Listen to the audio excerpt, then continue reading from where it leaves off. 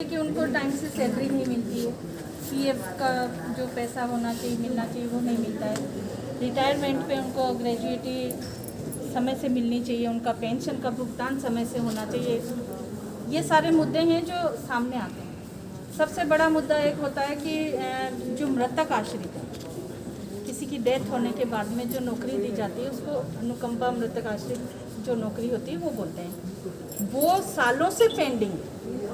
तो ऐसा क्या कारण होता है जो ये कर्मचारी जब अपना जीवन इसमें देता है, पूरा इतना अपनी जान की परवाह किए बगैर जब ये कर्मचारी काम करता है, तो इनको अपने ही पैसों के लिए और अपने ही हक के लिए इतना चक्कर लगाना पड़ता है।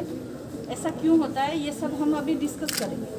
चंडीगढ़ में आप आए हैं, चंडीगढ़ के कर्मचारियों के लिए कुछ स्पेशल पैकेज या कुछ प्रोग्राम शुरू करने वाले हैं? देखिए, सफाई कर्मचारी आयोग होता है जो देश में जो सफाई कर्मचारी हैं, मैनुअल स्क्वेंजर्स हैं और उनके जो आश्रित होते हैं, उनके सामाजिक, आर्थिक एवं शैक्षणिक जो उनका हम स्तर कैसे सुधार सकते हैं उसके बारे में डिस्कस करने आता है, अध्ययन करने आता है।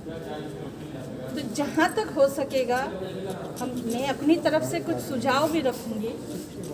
अगर उनको इम्प्लीमेंट किया जाए तो इन कर्मचारियों के लिए बहुत ही हित का काम है। जब हमारे देश के प्रधानमंत्री जी इन अंतिम पंक्ति में बैठे हुए समाज के इस कर्मचारी वर्ग के प्रति इतने संवेदनशील हैं, जिन्होंने प्रयागराज में इनके काम से खुश होकर, इनके चरणों को धोकर, इनको शॉल ओढ़ाकर सम्मानित किया, जिस देश के प्रधानमंत्री जी बनारस कॉरिडोर के उद्घाटन के अवसर पर इनके साथ बैठकर भोजन करते हैं, तो मेरा ऐसा मानना है कि इस देश के प्रत्येक नागरिक का ये फर्ज बनता है कि इन सफाई कर्मचारियों के प्रति थोड़ी संवेदना रखें, इनको मान सम्मान दें। ये मान सम्मान के भूखे हैं, इनकी समस्याएं कोई बड़ी बड़ी समस्याएं नहीं हैं, मूलभूत छोटी समस्याएं जिनको अपने स्तर से अधिकारी लोग और आपस में बैठ के और उसको सुलझा सकते। भी इनका शोषण अभी भी देखा गया है, इनका शोषण होता है, लेकिन आवाज़ इनकी पहुंच नहीं पाती जहां तक पहुंचनी चाहिए। इसके लिए आप क्या कर रही हैं? आवाज़ हम आए हैं ना सुनने के लिए, मतलब आयोग आया है। 10-15 साल काम करने के बाद अचानक निकाल दिया जाता है उनको। ये गलत बात है, ऐसा नहीं होना चाहिए। देखिए, देश ही नहीं पूरा विश्व कोविड जैसी इस वैश्विक महामारी से गुजर रहा है। बिल्कुल, जहाँ हम और आप सब अपने घरों में सेफ बैठे थे, उस टाइम ये कर्मचारी सुबह सवेरे अपने जान को जोखिम में डालकर बाहर निकलते थे। बिल्कुल, और ऐसा काम करते थे जिसको हम सोच भी नहीं सकते।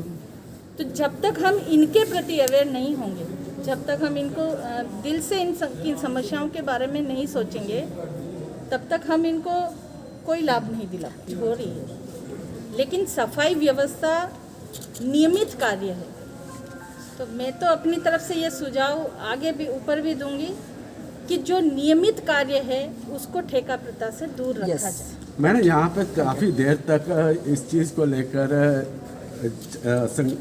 संघर्ष चलता रहा है कि ठेकेदारी प्रथा खत्म होनी चाहिए, ठेकेदार हमारा शोषण करता है, लेकिन इनकी आवाज़ नहीं सुनी गई। इसके बारे में आप क्या कहेंगे? देखिए, आवाज़ तो सुनी, ठीक है, एक बार नहीं सुनेंगे, 2 बार नहीं सुनेंगे, आवाज़ तो हम एक साथ मिलकर उठाएंगे तभी सुनेंगे। तो आज तो बिजली कर्मचारी भी इसीलिए इसमें हम और आप सब मिलकर जब आवाज़ बनेंगे ना, बिल्कुल ये चीज़ डिपेंड करती है कि हाँ, स्वच्छ भारत अभियान को अगर हम अच्छे से सफल बना सकेंगे तो उसके लिए सफाई कर्मचारी का सहयोग लेना, उनके बिना हम इनको सफल नहीं कर सकते। लेकिन स्वच्छ भारत अभियान का एक मकसद ऐसा होता है ना कि हम सबको समान उसमें लाएं। ऐसा नहीं है कि किसी एक वर्ग विशेष या किसी एक कर्मचारी को ही झाड़ू लगाना है या सफाई करनी है। ऐसा प्रधानमंत्री जी की जो सोच थी ना, उसको हम देखें तो स्वच्छ भारत में कि सभी व्यक्ति इस चीज़ को समझें, इसके महत्व को समझें, इन कर्मचारियों के इस त्याग को समझें कि किस तरह से वो अपने काम करता है। कर्मचारियों के बारे में ही हम आपको बता रहे हैं कि आज भी उनका शोषण हो रहा है। कई लोग जो हैं वो आपसे मिलने के लिए यहाँ भी आपको बताएंगे। उसके लिए आप इनके लिए क्या करेंगी?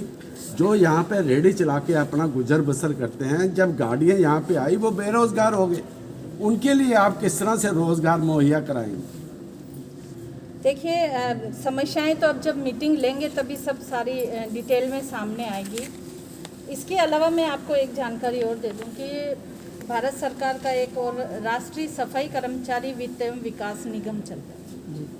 करोड़ों का बजट इन सफाई कर्मचारीज और इनके आश्रितों के लिए और मैनुअल स्पेंजर्स के लिए आता है।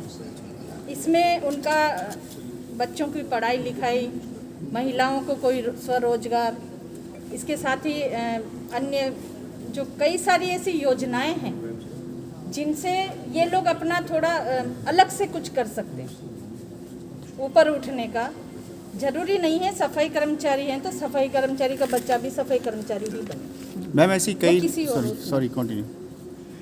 तो जो इस तरह की योजनाएं हैं उनको अवेयरनेस कैंप के माध्यम से इसका प्रचार प्रसार किया जाए। जैसे कई निजी कंपनियां हैं जो जहां पर लोग काम करते हैं, सबसे मतलब मेन मुद्दा रहता है कि एक सैलरी है, तो सैलरी उनकी बहुत ही ज़्यादा लेट रखी जाती है। जहां सरकारी 7 या 10 तारीख रखी थी वहां पे वो 25 या 26 तारीख को दी जाती है। अगर वो मांगते हैं सैलरी पहले कहीं मांग ली 10-15 तारीख को, तो उन्हें नौकरी से निकाल दिया जाता है। तो यहाँ काफ़ी कर्मचारी इस तरह के आए हुए थे जो जिनको इस तरह से उन निकाला। कंपनियों के लिए आप मतलब कैसे आप क्या रूल बना सकते हैं कि जहाँ लोग काम करने रूल बनाना आयोग का काम नहीं होता है। हम अधिकारियों को ये निर्देशित कर सकते हैं इस चीज़ के लिए। जैसे पीजीआई में भी ये चीज़ का मैटर आया था कि पहले 22 तारीख 25 तारीख ऐसे होता था, लेकिन अब उसको रिवाइज करके 7 तारीख के अंदर अंदर में पेमेंट कर देनी चाहिए। यहाँ भी और यहाँ भी अगर ऐसा मैटर सामने आता है तो इसके लिए ये आयोग की तरफ से भी ये निर्देशित किया जाएगा कि इनको कोशिश ये रहे महीने की पहली तारीख को सैलरी आए। मतलब इन निजी जो कंपनियां हैं जो आगे वर्कर्स को रखती हैं उनके लिए कॉन्ट्रैक्टर, देखिए कॉन्ट्रैक्टर का जो मॉनिटरिंग होता है वो कॉरपोरेशन और यही लोग होते हैं ना, तो मॉनिटरिंग उनकी होती है। अगर कॉन्ट्रैक्टर उन कर्मचारियों का शोषण कर रहा है तो उसमें जिम्मेदारी उनकी भी है, मतलब ऑफिसर्स की भी जिम्मेदारी बिल्कुल बनती है। जिम्मेदारी। जैसे अभी ऑफिसर उनको निकाल दिया जाता है, दूसरे कर्मचारी रखे जाते हैं, उसमें 50,000 60,000 कोई ना कोई व्यक्ति पहले उनसे लेता है तब रखा जाता है। तो इससे ज़्यादा शोषण तो क्या होगा कि 15-20 हज़ार उनको तनख्वाह देनी है और इतने बुरी हालत में वो काम करते हैं, तब भी उनसे रिश्वत लेके उनको रखा जाए नौकरी पर। इसके बारे में देखिए आयोग को तो तनख्वाही 8-10 हज़ार रुपये मिल रही है, वो 50-60 हज़ार रुपये रिश्वत कहाँ से देगा। मैं तो मेरे अपने सभी भाइयों सफाई कर्मचारियों से इनसे भी निवेदन करती हूँ कि इस तरह का अगर कोई शोषण होता है तो उसका विरोध करिए, मत दीजिए, क्यों दें हम। और जब तक सब एक साथ मिल के इसका विरोध नहीं करेंगे, ऐसा होता है ना कि एक ने मना कर दिया लेकिन दूसरा दे रहा है, तो वो एक नहीं, कमीशन अपनी तरफ से कुछ कर सकता है। देखिए कमीशन तो मैंने आपको बताया था सिर्फ अध्ययन के लिए आता है। कमीशन के पास इतना ऐसा कोई पावर नहीं होता है कि वो रिकमेंडेशन बिल्कुल हम अपना यहाँ पर निर्देशित कर सकते हैं, उसका एक्शन टेकन हम लेते हैं और ऊपर भेजते हैं। उसका पॉलिसी मैटर है तो हम ऊपर गवर्नमेंट के पास उसको लिख के भेजें। अपनी तरफ से ये सारा हम कर सकते हैं। और मुझे तो ऐसा लगता है अगर पढ़े लिखे और हम सब लोग अपने चंडीगढ़ जैसी सिटी में अगर छोटी मोटी समस्याओं का हल नहीं होता है आयोग के आने से, तो ये तो इससे बुरा तो कुछ हो भी नहीं। Thank you ma'am.